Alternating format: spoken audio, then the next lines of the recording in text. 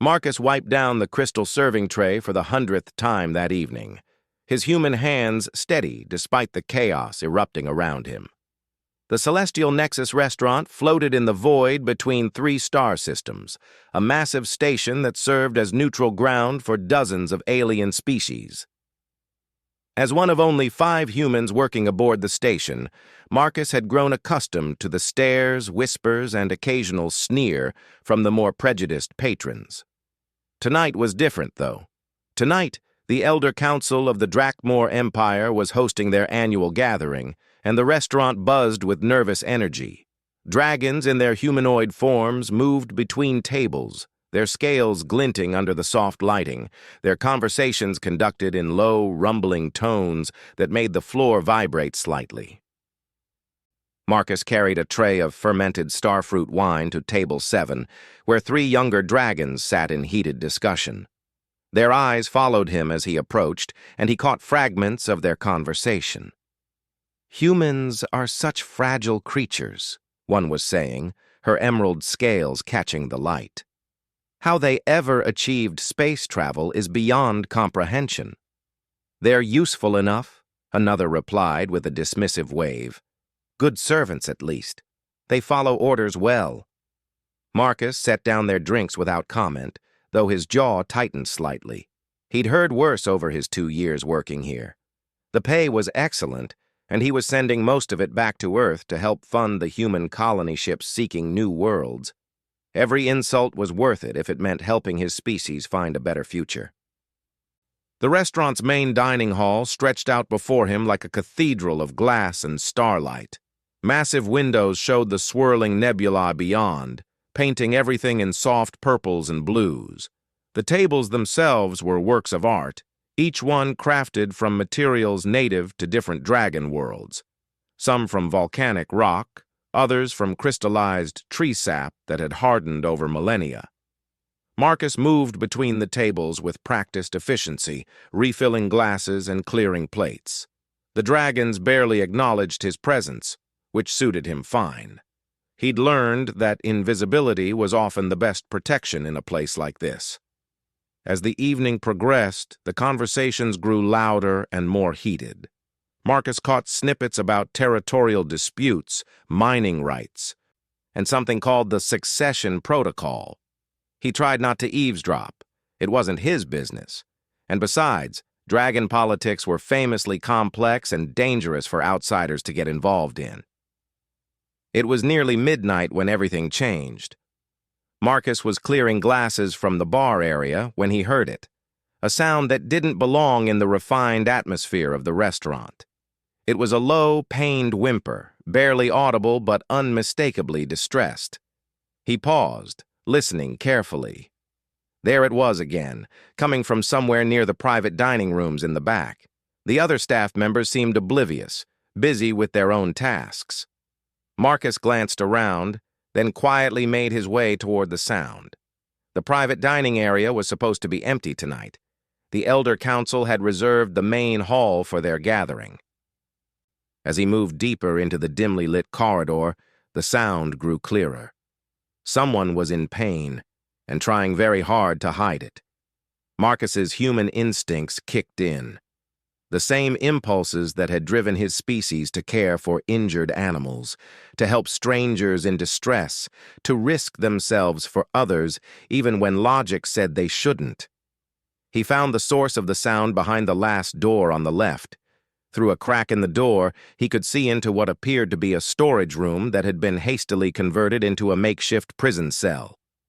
Energy barriers hummed across the doorway, and inside, lying on the cold floor, was a figure that made Marcus's breath catch in his throat. She was enormous, even in her humanoid form, easily 8 feet tall with scales that shifted from deep purple to silver as she breathed. But it was her condition that shocked him. She was clearly injured. One arm hung at an unnatural angle, and dark fluid that might have been blood pooled beneath her. Her breathing was labored, and her eyes, when they occasionally flickered open, showed the glassy look of someone fighting unconsciousness. This wasn't just any dragon. The intricate patterns on her scales, The ceremonial jewelry that hadn't been removed despite her imprisonment, the way she carried herself even in pain, Marcus realized he was looking at someone of incredible importance. He should have walked away, should have pretended he'd never seen anything, should have gone back to his duties and minded his own business like a good little human servant. Instead, he studied the energy barrier. Marcus had always been good with technology. It was part of why he'd been hired for the Nexus station. The barrier was sophisticated but not impenetrable. It was designed to keep someone in, not to keep someone out. After all, who would be crazy enough to try to break a prisoner out of a dragon facility? A human, apparently. Marcus spent 15 minutes working on the barrier's control panel, using techniques he'd learned during his brief stint as an engineer before taking this job. The work was delicate. One wrong move and alarms would sound throughout the station. But his human hands, smaller and more nimble than dragon claws, were perfect for the intricate work. When the barrier finally flickered and died, Marcus slipped into the room. Up close, the dragon was even more intimidating, but also clearly in desperate need of help. Her breathing was shallow, and the injury to her arm was worse than he'd thought. "Easy," Marcus whispered, the same tone he'd used to calm a frightened animal. "I'm here to help." Her eyes snapped open, revealing irises that swirled with colors Marcus didn't have names for. For a moment, he thought she might lash out, but instead, she studied his face with an intelligence that seemed ancient. "Human," she whispered, her voice like distant thunder. "You should not be here. They will kill you if they find you." "Maybe," Marcus replied, already examining her injuries. "But I can't just leave you like this. Can you move?" She tried to sit up and winced in pain. "My wing," she said. "They damaged it deliberately. Even if I could transform, I cannot fly." Marcus felt a surge of anger. Whatever political games were being played here, torture was inexcusable. "Then we'll have to find another way," he said. Working quickly, Marcus used his knowledge of the station's layout to plot an escape route.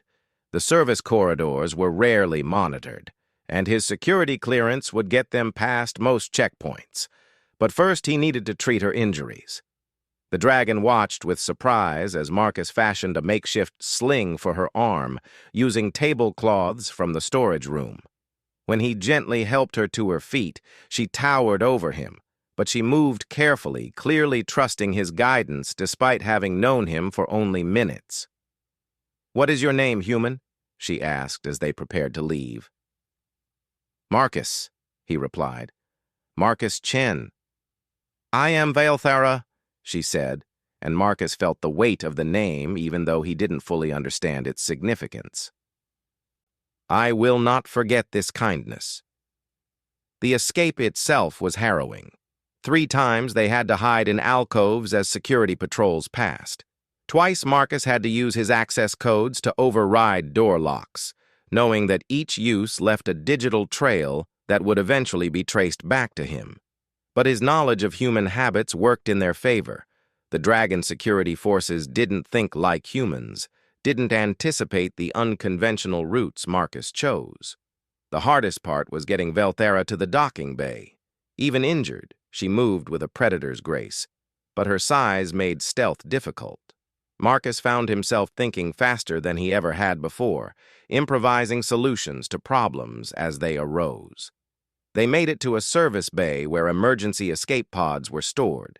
Marcus quickly programmed one for a neutral system where, hopefully, Valthara could find help among her own people. As she climbed into the pod, she turned back to him. "Marcus Chen," she said solemnly, "you have shown courage that would honor any warrior. But they will come for you now. You understand this?" Marcus nodded. He'd known the consequences when he made his choice. "Some things are more important than job security," he said with a slight smile. Valthara's expression was unreadable, but she reached out and gently touched his shoulder with one massive hand. "You are not like the others of your species I have known," she said. You have the heart of a dragon." Then the pod was away, disappearing into the star field beyond the station. Marcus watched it go, then turned to face the inevitable. He didn't have to wait long. Security forces found him within the hour. The interrogation was thorough but not brutal. They seemed more baffled than angry. A human had broken out a high-value prisoner. It didn't compute with their understanding of human psychology. The restaurant's manager, a pompous Altarian named Vex, fired him on the spot. "Your employment is terminated," Vex declared, his crystalline features arranged in disgust. "Your actions have endangered the neutrality of this station and violated a dozen interspecies treaties." Marcus was given 30 minutes to pack his belongings and was then escorted to the civilian transport that would take him back toward human space. As the transport pulled away from the Nexus station, he looked back at the massive structure floating against the stars. He'd lost his job, his savings, and probably his chance at ever working in interspecies commerce again. But he'd also saved a life, and somehow that felt worth it. His grandmother used to say that you could judge a person's character by how they treated those who couldn't help them in return. By that measure, Marcus thought he'd passed the test. The transport was scheduled to make several stops before reaching human space, a journey that would take nearly 2 weeks. Marcus settled into his small cabin and tried to plan his next move. With his employment record now showing a dismissal for violation of interspecies protocols, finding work would be difficult. He might have to take a job on one of the colony ships, helping to establish settlements on frontier worlds. 3 days into the journey, everything changed again. Marcus was in the transport's small observation lounge, watching the stars wheel by, when the ship suddenly dropped out of hyperspace. Emergency lights began flashing, and the captain's voice came over the intercom, tight with tension. "All passengers to emergency stations. We are being intercepted by unknown vessels. Repeat. All passengers to emergency stations." Through the lounge's windows, Marcus could see them. Sleek ships that looked like they'd been carved from black crystal, moving with a grace that was both beautiful and terrifying. Dragon ships, but unlike any he'd seen before. These were larger, more ornate, and they moved with the confidence of a fleet that had never known defeat. The lead ship was enormous, easily dwarfing the civilian transport. As Marcus watched, docking clamps extended from its hull, locking onto the transport with mechanical precision. There was no request for surrender, no demands transmitted, just the quiet efficiency of a superior force taking what it wanted. Marcus's mind raced. Had they come for him? Was this some sort of retaliation for helping Valthara escape? He'd heard stories of dragon justice, swift and final, for those who crossed their interests. The docking tube sealed with a soft hiss, and moments later, the transport's airlock cycled open. What emerged made every passenger on the ship fall silent. He was clearly a dragon in humanoid form, but unlike any Marcus had encountered. Where the dragons at the restaurant had been impressive, this one was magnificent. Nearly 9 feet tall, with scales that seemed to absorb light rather than reflect it, he moved with the fluid power of a force of nature. His eyes were the color of molten gold, and when he spoke, his voice carried harmonics that Marcus felt in his bones. "I am looking for the human called Marcus Chen," he announced to the ship at large. Marcus's heart hammered against his ribs, but he stood up slowly. Running would be pointless. There was nowhere to go on a transport ship surrounded by dragon vessels. "I'm Marcus Chen," he said, proud that his voice came out steady. The dragon turned those golden eyes on him, and Marcus felt like he was being evaluated by something ancient and powerful beyond his comprehension. For a long moment, they simply looked at each other across the crowded lounge. Then, to everyone's astonishment, the dragon smiled. "My name is Corvathus," he said, stepping forward, "and I believe you have met my wife." The silence in the transport's observation lounge stretched like a held breath. Marcus felt every eye in the room upon him, fellow passengers who had suddenly realized they were witnessing something far beyond their understanding. The dragon before him, Corvathus, studied Marcus with an intensity that seemed to peer into his very soul. "Your wife?" Marcus managed to say, though his throat felt dry. "Velthara?" "Indeed," Corvathus replied, and there was something in his tone that Marcus couldn't quite identify. Not anger exactly, but something deeper and more complex. "She told me quite a story about a human who risked everything to help her escape. At first, I must admit I found it difficult to believe." Marcus squared his shoulders, meeting the dragon's gaze as steadily as he could. "She was injured and imprisoned. I couldn't just leave her there." Corvathus tilted his massive head slightly, studying Marcus like a puzzle he was trying to solve. "Do you understand who my wife is, human? What her position means among our people?" "I knew she was important," Marcus said honestly. "The way she carried herself, the ceremonial jewelry, the patterns on her scales. But no, I don't understand dragon hierarchy well enough to know specifics."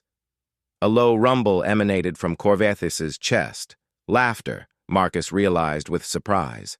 Honest, at least. Velthara is the elder matriarch of the Shadowmere cluster, one of the oldest and most powerful dragon lineages in the galaxy. She is also, as of 3 days ago, the designated heir to the dragon throne itself.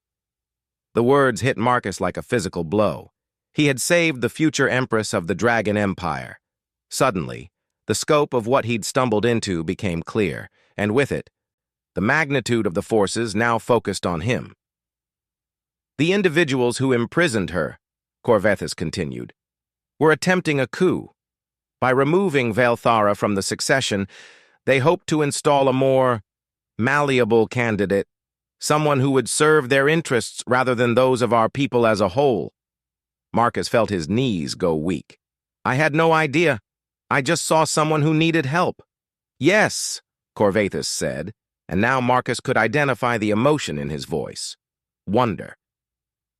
"That is precisely what makes your actions so remarkable. You risked your life, your livelihood, your future, for someone you had never met, with no expectation of reward. Among my people, such behavior would be celebrated as the highest form of honor." The dragon moved closer, and Marcus had to tilt his head back to maintain eye contact. "Tell me, Marcus Chen, do you know what would have happened if Velthara had not escaped when she did?" Marcus shook his head. "The coup would have succeeded," Corvathus said simply. "The conspirators had arranged for her to have an accident during transport to their stronghold. The dragon they intended to place on the throne is young, inexperienced, and completely under their control. Under his rule, the Dragon Empire would have become a tool of conquest and oppression, spreading war across the galaxy." The implications crashed over Marcus like a wave. "But that didn't happen," he said weakly. "No, it did not, because a human server chose compassion over safety." Corvathus's golden eyes seemed to glow brighter. "My wife is currently recovering in our medical facilities, but she insisted that I find you immediately. She has a request to make." Before Marcus could respond, Corvathus gestured toward the airlock. "Will you come aboard my ship? I give you my word that no harm will come to you." Marcus looked around the lounge at the other passengers, all of whom were staring at him with expressions ranging from awe to terror. The transport captain had appeared and was hovering nearby, clearly uncertain whether to intervene or simply try to stay out of whatever was happening. "What about them?" Marcus asked, nodding toward his fellow travelers. "Will they be safe?" Another rumbling laugh from Corvathus.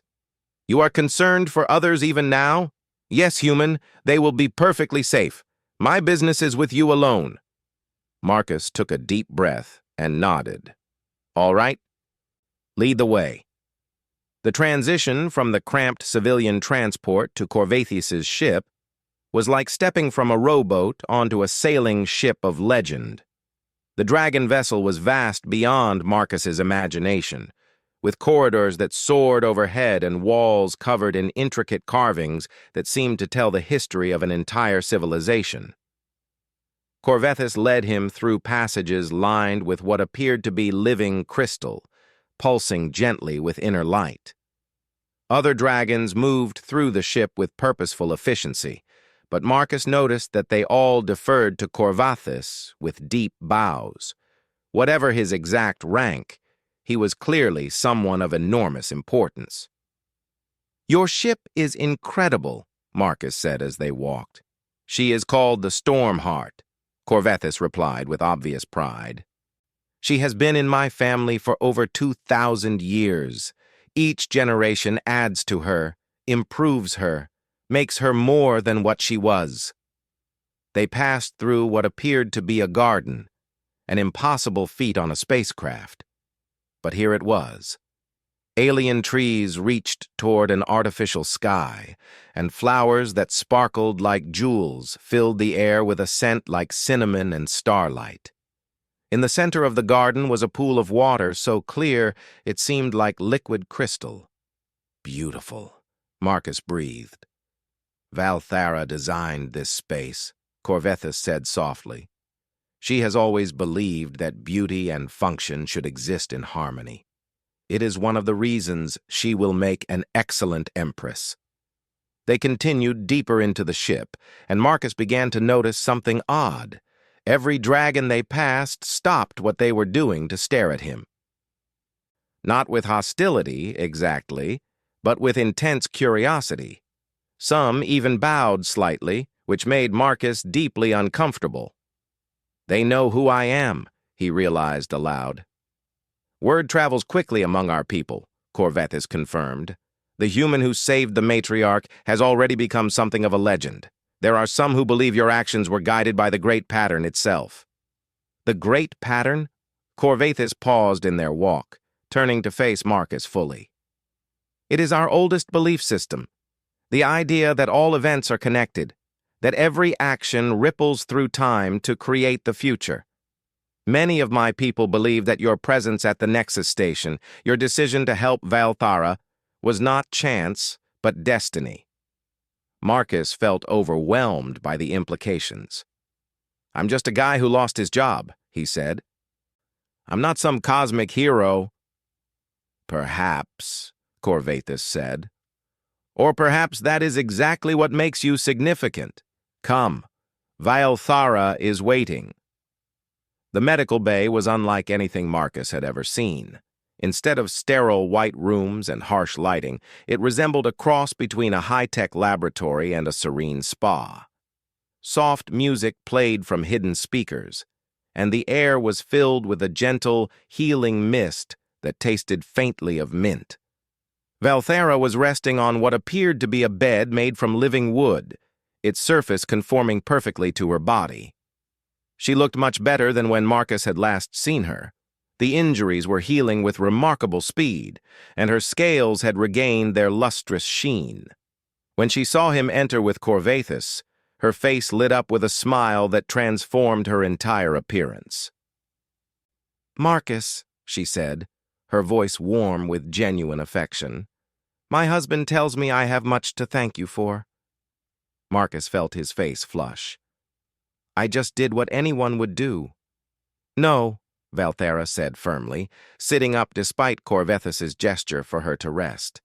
"You did what Marcus Chen would do, and that makes all the difference." She gestured for him to come closer, and when he did, she reached out and took his hands in her much larger ones. Her scales were warm and smooth, like polished stone that had been sitting in sunlight. "I have a proposition for you," she said. "But first, I want you to understand something important. What you did for me has consequences that reach far beyond the personal. By saving my life, you have quite literally changed the course of galactic history." Marcus tried to pull his hands free, feeling overwhelmed, but her grip was gentle but firm. "I really didn't think about any of that," he said. "I just saw someone who needed help." "I know," Valthara said softly. "That is what makes you remarkable." but now we must deal with the reality of what your actions have set in motion." She released his hands and settled back against her resting surface. "The conspirators who imprisoned me are still at large. They know their coup has failed, but they will not give up easily. Even now, they are gathering support among the more militant factions of our people, preparing for what they call a purification war against the younger species of the galaxy." Marcus felt cold despite the warmth of the medical bay. "Including humans." "Especially humans," Corvathis said grimly. "They view your species as a particular threat because of your unpredictability, your tendency to form alliances with other species, and your disturbing habit of treating all sentient beings as equals." "Disturbing?" Marcus asked with a raised eyebrow. Valthera chuckled. "From their perspective, yes. The conspirators believe in dragon supremacy. The idea that we are naturally suited to rule over other species for their own good. Your actions have become a symbol of everything they oppose." "Great," Marcus said weakly. "So I've painted a target on my entire species." "Not just your species," Corvathis said. "On yourself specifically. They have placed what you would call a bounty on your head. They want you brought to them alive so they can make an example of you." Marcus sank into a nearby chair that adjusted itself automatically to his human proportions. "This keeps getting better." "Which brings us to our proposition," Valthara said. "You could return to human space, try to hide, hope that galactic politics eventually make you irrelevant, or, Marcus prompted. "You could help us finish what you started," she said simply. "The succession trials begin in 1 month. During that time, I must prove my worthiness to rule not just to my own people, but to representatives from every major species in the galaxy. Having the human who saved my life stand at my side would send a powerful message about the kind of empress I intend to be." Marcus stared at her. "You want me to attend dragon royal ceremonies? I don't know anything about your customs, your politics, your protocols." "You know the most important thing," Corvathis said. "You know right from wrong, and you're willing to act on that knowledge regardless of the consequences. Among my people, that is the highest qualification for any position of trust." Valthara leaned forward, her eyes intense with purpose. "Marcus, I need advisors who will tell me the truth, not just what I want to hear. I need people around me who understand that power exists to serve others, not to aggrandize oneself. Most importantly, I need someone who sees individuals, not just species stereotypes." "The role would come with significant responsibilities," Corvathis added, "but also significant protections. As a member of the royal household, you would be under our personal protection. The conspirators would think twice about moving against you directly." Marcus felt his head spinning. A few days ago, he'd been a server in a restaurant. Now he was being offered a position in the government of the most powerful empire in the galaxy. "What about my people?" he asked. "If I do this, if I become associated with the Dragon Empire, how does that affect humanity's relationship with other species?" Valthara and Corvathis exchanged a look that seemed to communicate volumes. "That depends," Valthara said carefully, "on how well you can help me navigate the challenges ahead. The succession trials are not just ceremonial. They are tests designed to prove that the next ruler can handle the complexities of governing a multi-species empire. One of those tests will involve mediating a dispute between the Zephyrian Trade Consortium and the Human Colonial Authority." Marcus's eyebrows shot up. "A real dispute?" "Very real," Corvathis confirmed. "The Zephyrians claim that human expansion into the Outer Rim sectors violates ancient territorial agreements. The humans claim that those agreements are no longer valid because they were signed before humanity achieved faster-than-light travel. It's the kind of dispute that could lead to war if not handled properly." "And you want me to help you solve it?" I want you to help me understand all sides of it, Valthera corrected. The traditional dragon approach would be to impose a solution from a position of strength. But I suspect that approach would only create more problems in the long run. Marcus was quiet for a long moment. Considering. Everything about this was insane. He was completely unqualified for the kind of responsibility they were offering him. He had no experience in diplomacy, no knowledge of interstellar law, no training in the complexities of multi-species politics. On the other hand, he thought about what Corvathus had said. If he tried to hide in human space, he would be putting everyone around him in danger.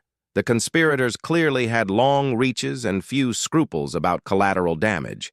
And if Valthara was right about the succession trials affecting galactic politics, "If I do this," he said finally, "I need some conditions." Valthara smiled. "Name them." "First, I want regular communication with human leadership.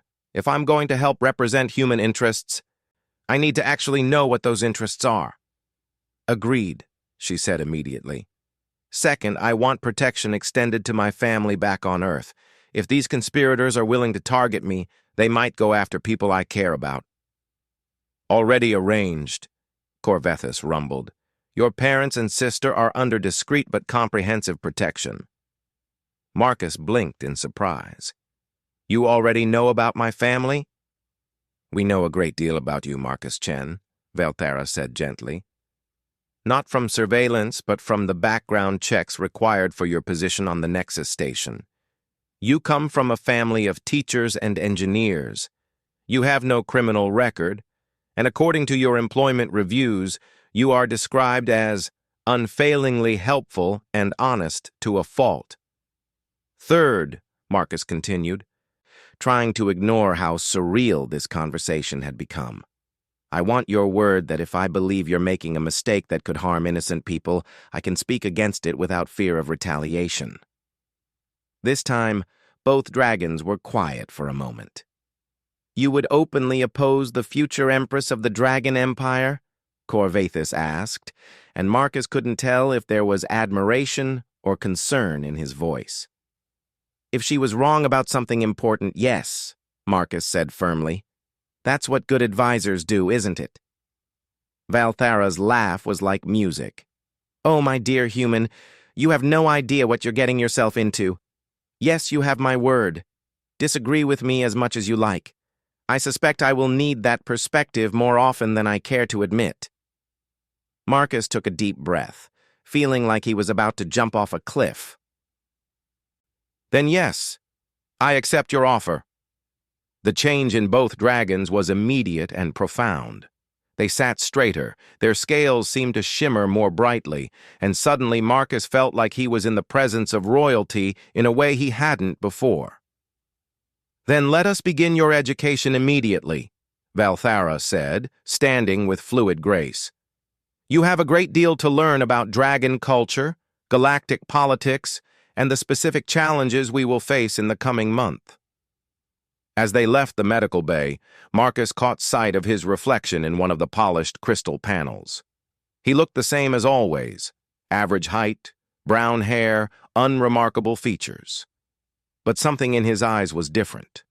There was a determination there that hadn't existed before, a sense of purpose that he'd never felt during his years of drifting from job to job. Maybe Corvathus was right about the great pattern. Maybe this was all part of some cosmic plan that he couldn't see yet. Or maybe it was just chance and circumstance, and he was making the best decisions he could with the information he had. Either way, Marcus Chen was about to embark on an adventure that would either save the galaxy or get him killed trying. Given his track record for the past week, both seemed equally likely. As Valthara began explaining the intricacies of dragon succession law, Marcus found himself thinking about his grandmother's words again. You could judge a person's character by how they treated those who couldn't help them in return. Looking around at the magnificent ship, at the dragons who now treated him with respect and even deference, Marcus realized that sometimes helping others ended up helping yourself in ways you never could have imagined. The real test, he suspected, was still to come. 3 weeks later, Marcus stood in the observation deck of the Stormheart, watching as the Dragon Empire's capital world grew larger in the view screen. Drakmor Prime was a sight that defied description, a planet that had been shaped over millennia by dragon engineering into something that was part world, part work of art. Massive crystal spires reached into the clouds, connected by bridges that sparkled like captured starlight. Gardens cascaded down mountain faces in impossible waterfalls of color. And the aurora that danced through the atmosphere had been carefully tuned to create patterns that told the stories of dragon history. In the 3 weeks since accepting Valthara's offer, Marcus had received what amounted to a crash course in galactic politics. His head was spinning with information about trade routes, territorial disputes, species psychology, and the Byzantine complexity of interstellar law. But more than that, he had begun to understand the true scope of the challenge facing the Dragon Empire. The conspiracy against Valthara was larger than anyone had initially suspected.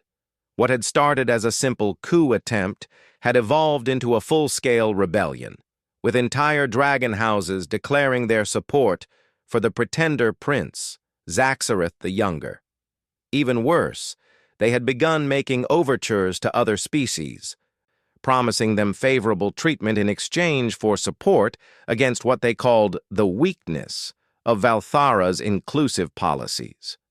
"Nervous?" Corvathis asked, joining Marcus at the observation window. Over the past weeks, the massive dragon had become something Marcus had never expected to have, a friend.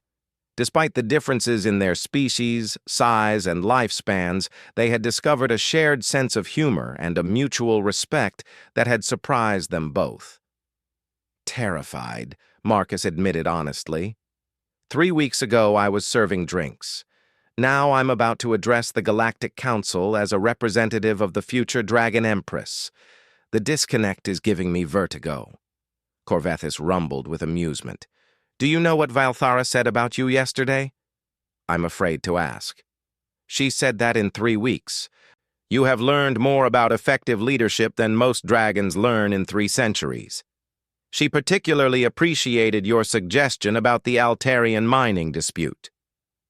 Marcus winced slightly. "I still think I overstepped with that one. Telling her she was approaching it all wrong wasn't exactly diplomatic." "No," Corvathis agreed. "But it was correct. Your suggestion to focus on the environmental impact rather than the legal precedents led to a solution that satisfied all parties. More importantly, it demonstrated a way of thinking that my people sometimes struggle with. Which is? The idea that the best solution is often the one that makes everyone a little unhappy, rather than making one side completely happy and the other miserable," Corvathis explained. "Dragons tend to think in terms of decisive victory. Humans seem to understand compromise in a way that we find enlightening." Through the view screen, Marcus could see other ships converging on Drakmor Prime, vessels from dozens of species, all coming for the succession trials. Some were familiar designs he recognized from his time on the Nexus station, but others were completely alien, their purposes and origins mysterious to his human eyes. "There's the Zephyrian delegation," Corvathis noted, pointing to a cluster of sleek silver ships. "And there, the Human Colonial Authority. I believe that is Ambassador Rodriguez's personal transport." Marcus felt a flutter of nerves. Maria Rodriguez was a legend in human diplomatic circles, known for her ability to negotiate favorable terms even when humanity was the weakest party at the table. The idea that he would soon be working alongside her was both thrilling and intimidating. "Contact from the surface," announced one of the Stormheart's crew members. "The Empress Select is ready to begin the formal approach." Corvathis nodded and turned to Marcus. "Are you prepared for this?" Marcus straightened his formal attire, a carefully designed outfit that blended human and dragon aesthetics, symbolizing his unique position as a bridge between species. "As ready as I'll ever be."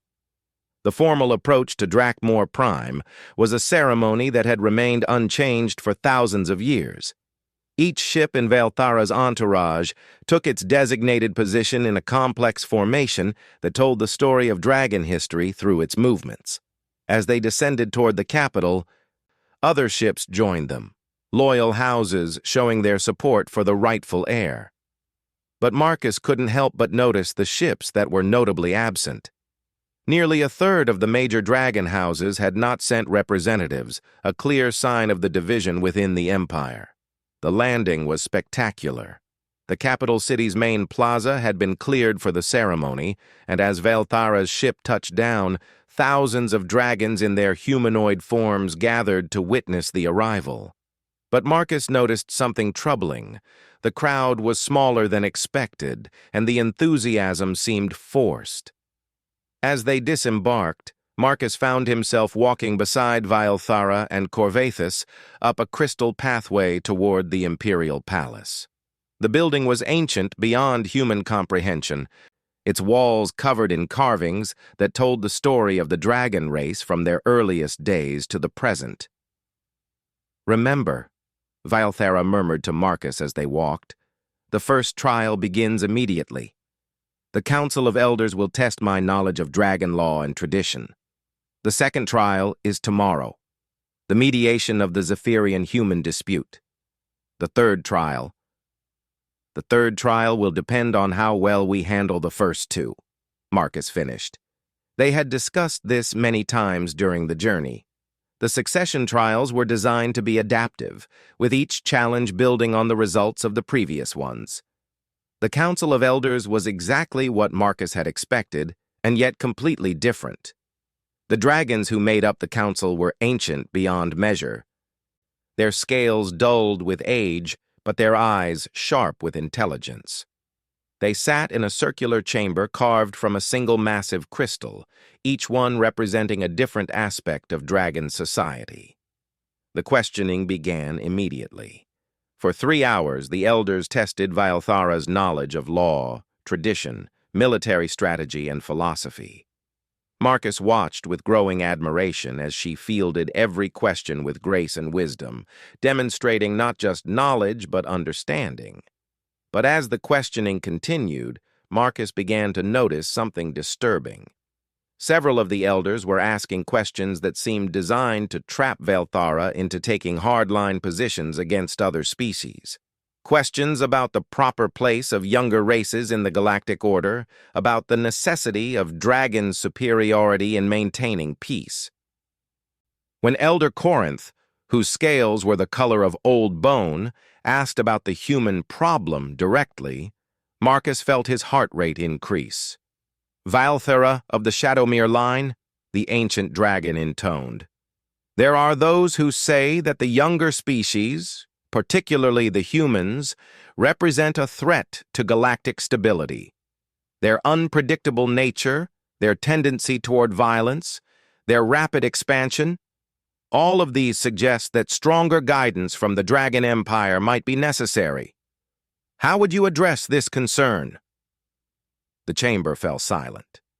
This was clearly a pivotal moment, and everyone knew it.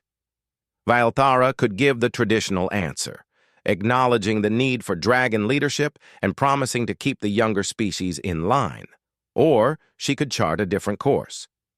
Marcus held his breath as Valthara stood to answer, but before she could speak, something unexpected happened. Elder Thistra, whose silver scales marked her as one of the oldest dragons alive, raised her hand for attention. "Before the candidate answers," she said in a voice like distant thunder, "I would like to hear from her human advisor, Marcus Chen of Earth. Stand and face the council." Marcus felt every eye in the chamber focus on him. This wasn't part of the planned proceedings, and he had no idea what Elder Thistra intended. But he stood, acutely aware that his next words could affect the fate of multiple civilizations. "Marcus Chen," Elder Thistra continued, "you are the human who saved the life of our candidate, despite having no obligation to do so and everything to lose by the attempt. Tell us, why did you act as you did?" The question hung in the air like a challenge. Marcus realized that this was a test not just for Valthara, but for the entire philosophy of inclusion she represented. "Elder Thistra," Marcus began, his voice steadier than he felt. "I acted as I did because I saw someone who needed help. Not a dragon, not a political figure, not a representative of an empire, just someone who was hurt and trapped and afraid." He paused, gathering his thoughts.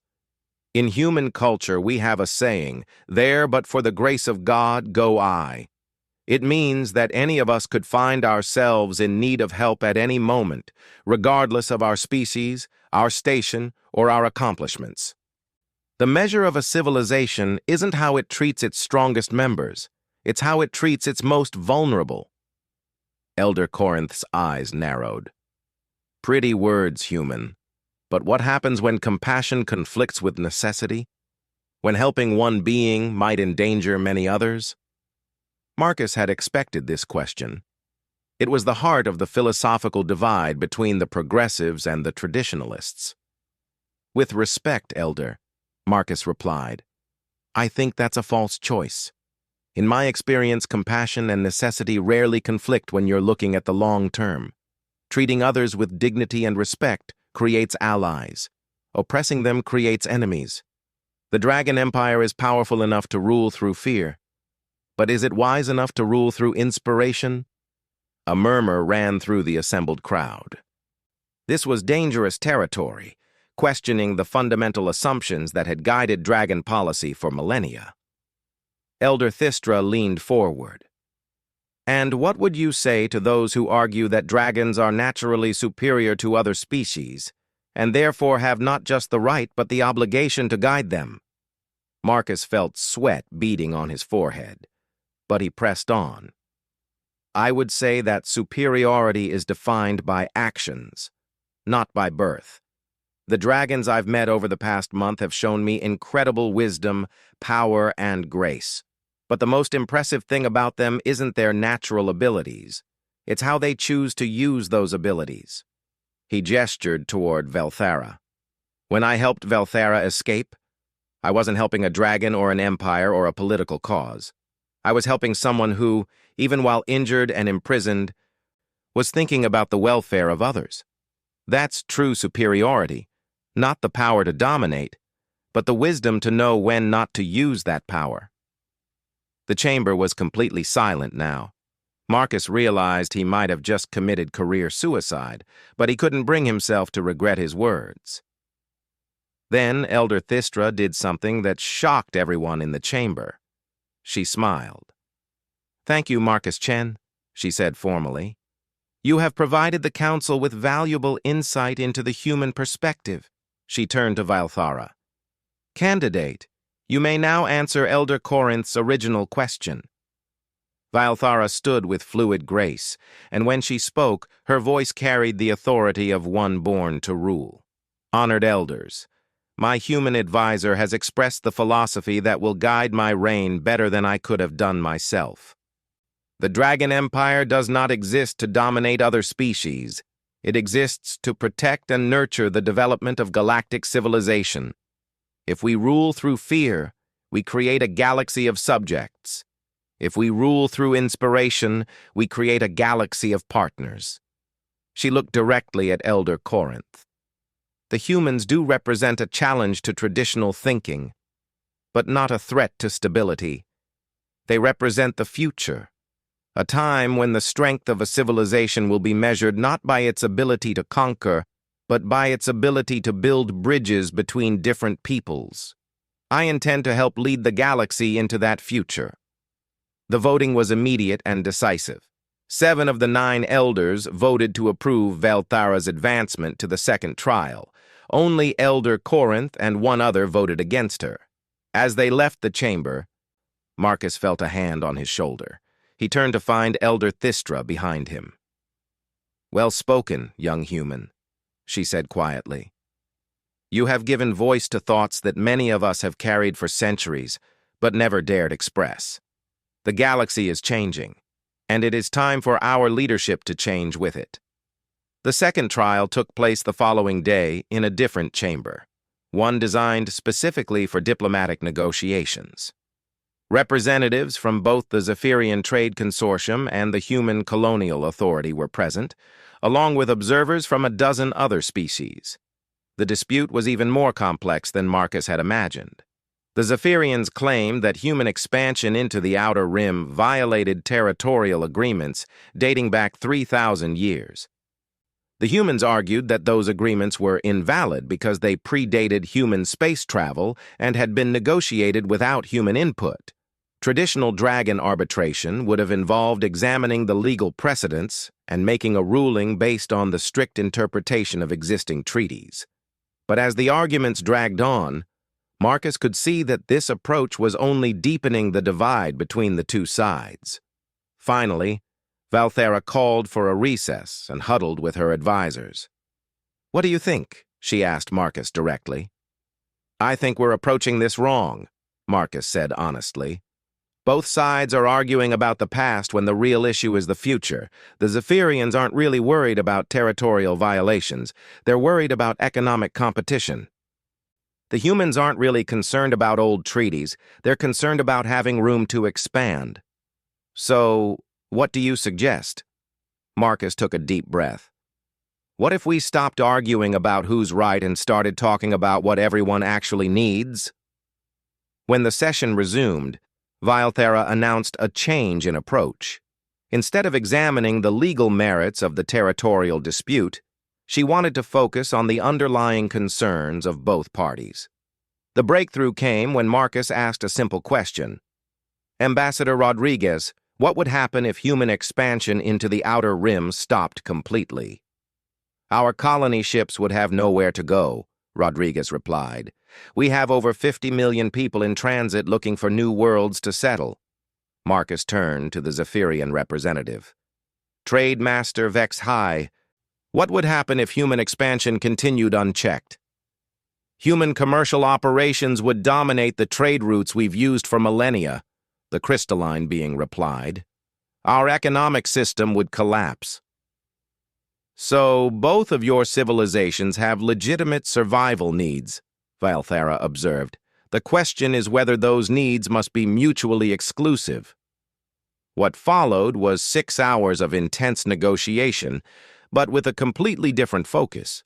Instead of arguing about territorial rights, they discussed resource sharing, joint commercial ventures, and coordinated expansion plans. The humans agreed to limit their expansion to systems that the Zephyrians weren't currently using for trade routes. In exchange, the Zephyrians agreed to provide advanced terraforming technology that would make marginal worlds suitable for human habitation. The final agreement satisfied both parties and created a framework for future cooperation. More importantly, it demonstrated a new model for resolving interspecies disputes, one focused on mutual benefit rather than victory and defeat. The third trial was announced immediately after the signing ceremony. Elder Thistra stood before the assembled crowd and declared, "The final trial will test the candidate's ability to face an immediate threat to galactic stability. Even now, Prince Zaxareth and his supporters are massing a fleet at the edge of the system. They demand trial by combat to determine the rightful ruler of the Dragon Empire." The chamber erupted in shocked murmurs. Trial by combat was an ancient rite, rarely invoked, but impossible to refuse. Valthara would have to face Zaxareth in single combat, with the winner taking the throne. But as the crowd dispersed to prepare for the trial, Marcus noticed something that chilled him. Several of the observers from other species were smiling.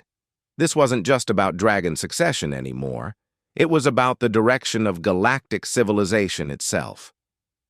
That evening, as Valthara prepared for combat, she and Marcus stood together on a balcony overlooking the capital city. "You know, this is exactly what they wanted," Marcus said quietly. "A return to the old ways, where might makes right." "Yes," Valthara agreed. "But sometimes the old ways serve a purpose. Zaxareth is a formidable warrior, but he thinks like a warrior. He expects me to meet him with pure force." Marcus looked at her curiously. "But you won't?" Valthera smiled, and for a moment she looked remarkably human. My dear advisor, you have taught me something important over these past weeks. Sometimes the most powerful victory is the one that doesn't require defeating your opponent. The trial by combat took place at dawn in the ancient arena beneath the Imperial Palace. Thousands of dragons filled the crystalline stands, while representatives from across the galaxy watched from specially constructed viewing platforms. The arena floor was a circle of polished obsidian, surrounded by barriers that would contain even dragonfire. Zaxareth entered first, and Marcus had to admit he was impressive. Easily 12 feet tall in his humanoid form, with scales like polished black metal and eyes that burned with inner fire, he radiated the kind of power that had made dragons the dominant species in the galaxy. When Valthara entered, she looked almost fragile by comparison. But Marcus had learned to recognize the deceptive quality of her apparent delicacy. There was steel beneath the grace and wisdom beneath the beauty. The combat began with the ritual challenges, formal statements of purpose and intent that dated back to the founding of the Empire. Zaxareth's words were predictable: strength, tradition, the natural order of dragon supremacy. He spoke of purging the Empire of foreign influence and returning to the pure ways of their ancestors. Valthara's response was different. She spoke of growth, of evolution, of a future where the Dragon Empire would be remembered not for what it conquered, but for what it created. Then the real combat began. Zaxareth attacked immediately, transforming into his dragon form in a burst of shadow and flame.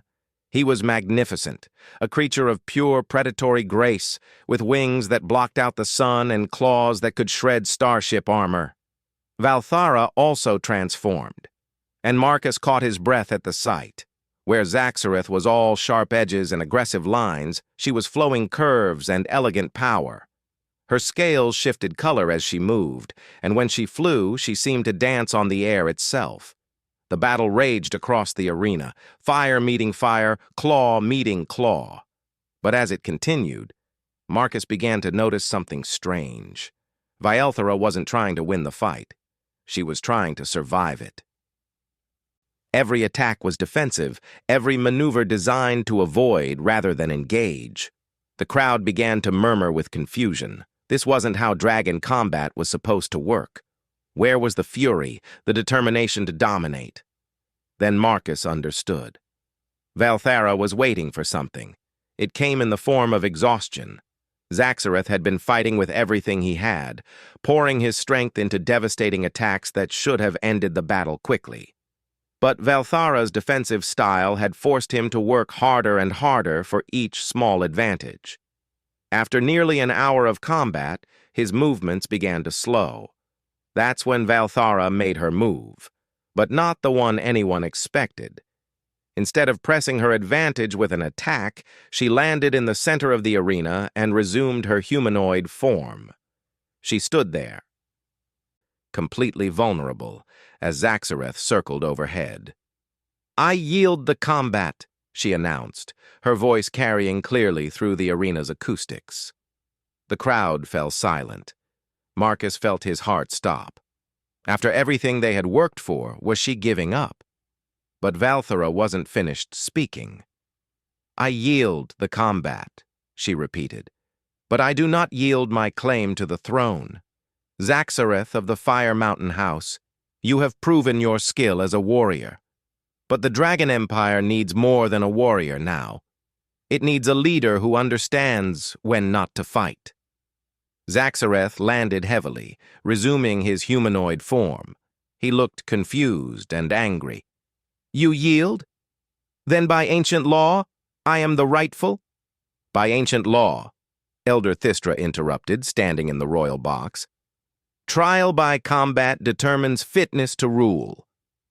But fitness to rule is not determined solely by victory in battle. It is determined by wisdom, by judgment, and by the ability to put the welfare of the empire above personal glory." She gestured to the arena floor. Zaxareth of the Fire Mountain House fought to prove his dominance. Valthara of the Shadowmere line fought to demonstrate restraint. She could have killed you 3 times during that battle, but she chose not to. She chose to show mercy to one who would have shown her none. The elder's voice carried to every corner of the arena. Which candidate better demonstrates the qualities we need in our next ruler?